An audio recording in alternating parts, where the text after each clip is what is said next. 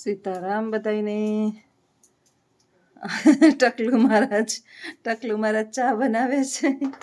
આજ શનિવાર બાને થઈ ગયા 15 દિવસ પૂરા, અને આજથી જ્યોત્સનાબેનની ડ્યુટી ચાલુ, સ્કૂલે જવાની.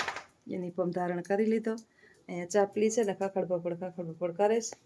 હવે કોઈ બગાડવા વાળું છે નહીં.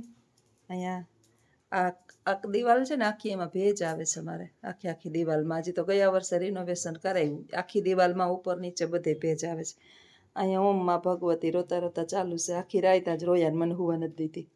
આખી રાત હુવા નથી દીધી. આખી રાત બેઠા ઓમમાં ભગવતી બધી રોતા મેં તારું હું બગાડ્યું, મેં તારું હું લૂંટી લીધું.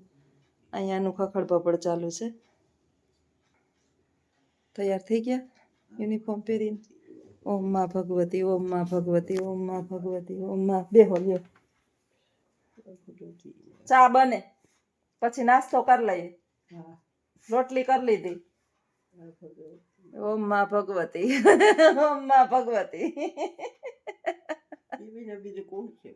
હા, એ વિના કોઈ નથી હો. આપણે થોડીક વાર તકલીફ થાય, દુઃખ થાય, વળી પાછું આપણે છે ને ગાંઠિયા એ ઉપરના બીજા ડબરામાં એમાં લવજો જોઈએ. અત્યારમાં નાસ્તામાં અજીતને બધુંય જોઈ ખાવા, અને અજીત જેવું માણસ છે ને જીવનમાં કોઈ દી દુઃખી ન થાય. ગમે એ થઈ ગયું હોય, ખાઈ પી લેવાનું, મોજ કરી લેવાની, ધાર્યું ધણીનું જ થવાનું છે. જો આવા સ્વભાવ વાળું માણસ છે ને, આ માણસ એવો છે કે ગમે એ થઈ ગયું હોય ને તો એના માઇન્ડ ઉપર અસર ન લે. ઘરની અંદર ખર્ચા થયા હોય, નુકસાન થયું હોય, નફો થયો હોય, કાંઈ ઘટના બની હોય, બંદા હે બિંદાસ. તારે હાંજે ફરોડી હમી હાંજમાં 8:30 થાય એટલે હુઈ જવાનું. ગાંઠિયાને પડીકા ખોલે છે બધું. નાસ્તામાં બધુંય જોઈએ. ચાલો નાસ્તો કરવા. પેટનું હારું ન કરે કોઈનું ન કરે. ચાનું મેં રોટલીનો થપ્પો કરી લીધો અમારા નાસ્તા માટે, અને બાકીના અમારા અંગોળા બધા માટે ઉઠીને એ તો કામ કરી જ લેવાનું.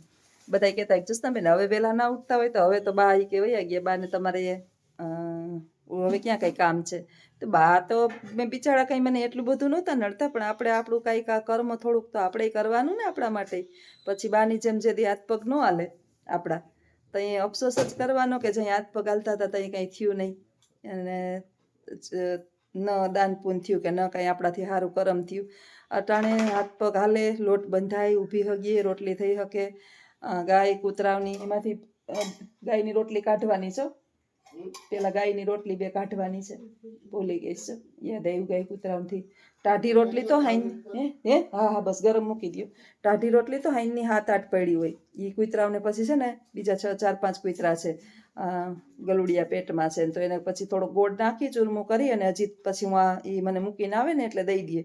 પણ આપણો બાની થાળી માટે થઈને સવારમાં ઉઠીને તો બીજો આપણે નાસ્તો ન કરતા હોય, બા ચા રોટલી નાસ્તો કરતા, એટલે ચા તો ગાયને દેવાય નહીં. એટલે લાડવા થોડાક એક પડ્યા જ ને, તો એમાંથી અડધો લાડવો નાખીએ, 2 ગાયોને દઈએ, 1 લાડવો કરી રોટલી દઈએ, જેટલું થાય એટલું કરીએ. બપોરે જમવા બેસીએ એટલે બાની થાળી કાઢીએ.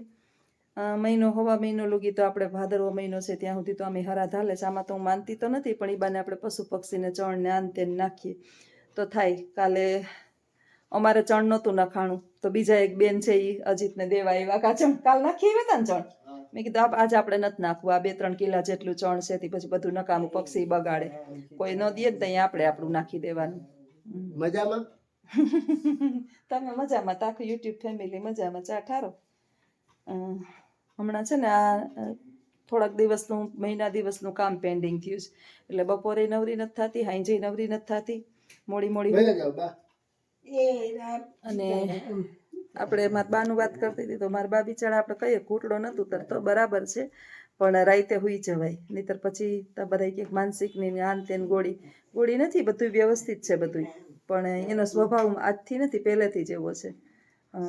મને સાંભળે ને તે દિવસનો એક તો જીદીલો સ્વભાવ છે થોડો, અને દુઃખ છે ભેગું, એટલે કંઈક થતું નથી. આપણે ઘણી વખત ન કહેતા હોય કે પેટ દુખે ને માથાની દવા લઈએ એટલે માથું ઉતરે નહીં. બાનું કામ મારી માનું કામકાજ એવું છે, ને છે તકલીફ બીજી, અને રોઈ રાખે. એક બાજુ એનો પોતાનું સંતાન હે હું લેતા ગયણી એક પોતાનું સંતાન વયું ગયું અને પાછું મારી ઘરે રહેવું પડે છે. અને પાછું એવું છે કે એ જમવા બેહે ને ત્યાં હવે આપણે 2-3 મહિના થયા હોય ને આપણે દીકરીને ઘરે રહેતા હોય તો આપણે અહીંથી બધું હવે નાત પગ હાલે છે ને ઘરે કેમ બધું કરતા હતા તો હું ન હોય ત્યારે લઈ લેવાય, બધું મૂકી દેવાય, કરી લેવાય. પણ એને જ્યાં સુધી તમે તમારે હાથે ન આપો ને ત્યાં સુધી એને અહીંથી લે જ નહીં કંઈ. હું ન લઉં મારી અહીંથી. તો પછી આ એનો અર્થ તો એવો થયો ને કે હજી એનું ઘર માન્યું જ નથી. 3 મહિના થાય તો એનું ઘર ન માને તો મારો તો વાંક નથી કંઈ. અમારા બા છે ને એમ એ બાબતમાં બહુ ઓલા હતા કે ગમે એ વસ્તુ છે ને એને ખાવી હોય એટલે એ ધોડીને આવતા. એટલે આપણે આમાં હરખ થાય કે ના ના ખવડાવીએ પીવડાવીએ. એટલે કોઈ કમી નથી. ઈશ્વરની દયાથી બધુંય છે. હજી તેટલી એટલી વસ્તુ હાંજે ખાવા પીવાની લઈ આવે. એના માટે થઈને તો અમે તારી માએ છે ને કે ગામડામાં ફ્રૂટ સલાડ ને બદામ શેક ને આવું ન ખાધું હોય તો બિચારો કાયમ એટલું લઈ આવે કે કાયમ કંઈક નવું નવું આઈસ્ક્રીમ કે એવું કંઈક લઈ આવે. પણ આપણે કહીએ ને કે જેના ભાગ્યમાં સુખ લખેલું ના હોય ને એને તમે આપવા ઈચ્છો ને તો એ લઈ ન શકે. આ કદાચ આના નસીબ મને લાગે એવા છે. જો એ બેઠા બેઠા આપને આમ થાય ને એવું વર્તન કરે. કંઈક કંઈક આપને એમ થઈ જાય કે આખી રાત આમ કરે રાખે બેઠા બેઠા. હાલો ખાતમ નાસ્તો કરતા થાવ. ભગવાન એને બહુ લાંબુ આયુષ્ય ન આપે. જરૂરથી વધારે લાંબુ આયુષ્ય માણસને દુઃખ આપે. એના સંતાનને ભૂલતા નથી. હું સારી રીતે સમજી શકું. 100 વર્ષના 22 ગયા તોય હું નથી ભૂલતી. પણ આપણે ઘૂંટડા ઉતારવાય પડે, સમજવી પડે, રહેવું પડે ને આપણા ભેગા બીજા માણસ રહેતા હોય ને એનો વિચાર કરવો પડે. રાત આખી જાગી રોવી પથારીને બેહે માર ભેરા હુવે.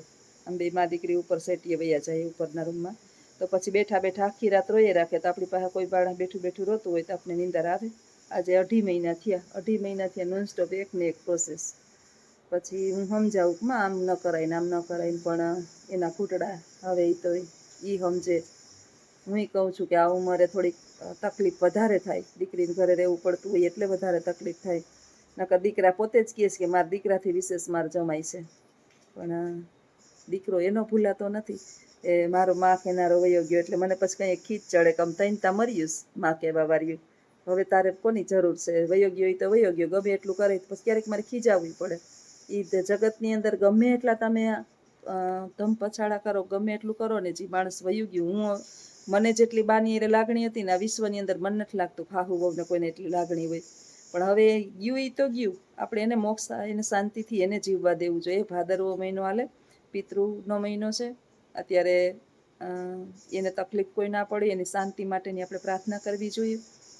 ભગવાન એને હારામાં હારા ઘરે જન્મ આપે, હારામાં હારી પરિવાર આપે, હારામાં હારું કુટુંબ આપે અને ભક્તિવાન શાંતિવાળું. આ યુગની અંદર તો અમારા બાએ મારા ભાઈએ બેએ સુખ નહોતા લીધા. ટહેડા. હવે એને ભગવાન સારામાં સારી જગ્યાએ એવો અવસર આપે કે ભક્તિ કરી શકે, દાન પુણ્ય કરી શકે, શાંતિથી જીવી શકે અને કોઈ પણ પ્રકારના ટેન્શન વિના જીવી શકે. ઈશ્વર પાસે આપણે એ પ્રાર્થના કરી શકીએ. બાકી તો ધાર્યું ધણીનું થાય. મારું કે તમારું કે આ વિશ્વમાં જો કોઈનું હાલતું હોય, જન્મ અને મૃત્યુ ઈશ્વરના હાથમાં છે. કાલે મારું આને ઘરે ગઈ હતી રોહિતના ઘરે. બિચારી એવી બાઈ રોતી હતી કે મારું રમકડું વયું ગયું, મારું રતન વયું ગયું, મને એકલી કરીને વયું ગયું. આપણે થાય 18-19 વર્ષની દીકરી જેની હજી તો બધાય કોડ ભરેલા હોય. કાલે હું મોઢે થવા ગઈ હતી અમારી બાજુમાં જ છે બિચારી નાનકડી એવી દીકરી. કાંઈ નહોતું. 1 દિવસની કે 2 દિવસની બીમારી, તાવ આવ્યો.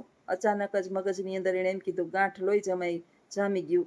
આંચકી ઉપડી ગઈ. રાજકોટ લઈ ગયા. બિચારીને થોડુંક તકલીફ હશે, સહન કરવાનું હશે ને તો ઓપરેશન કર્યું. 2 વાગે રાતે ઓપરેશન કર્યું, 4 વાગે મરી ગઈ. બોલો આ દુઃખ કોને કહેવું? આ મહાભયંકર દુઃખ કહેવાય. મા બાપ આવડા નાની ઉંમરની અંદર આવડા જુવાન દીકરીઓને દીકરાઓને ગુમાવે ને આ બહુ મોટું દુઃખ કહેવાય.